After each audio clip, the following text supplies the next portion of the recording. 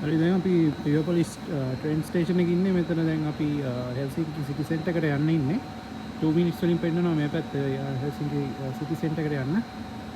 මේ පැත්තේ අනිත් ට්‍රැක් එක තියෙනවා. ඒක යනවා එයාපෝට් සයිඩ් එකට. එතන දැන් ට්‍රේන් එකක් ආවා ඒක. මේ ඔය තියෙන්නේ එයාපෝට් එකට යන ට්‍රේන් එක.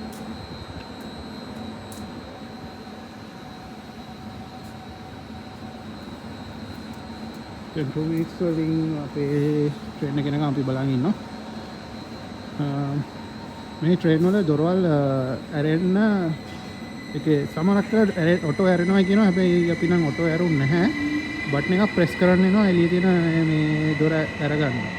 ඒ එක්සිට් වෙනකොටත් ඇතුලේ බටන් එකක් තියෙනවා. ඒක ප්‍රෙස් කරාම දොර ඇරෙනවා. මේ තියෙන්නේ අපි ඉන්න ස්ටේෂන් එකේ පියෝපොලිස්.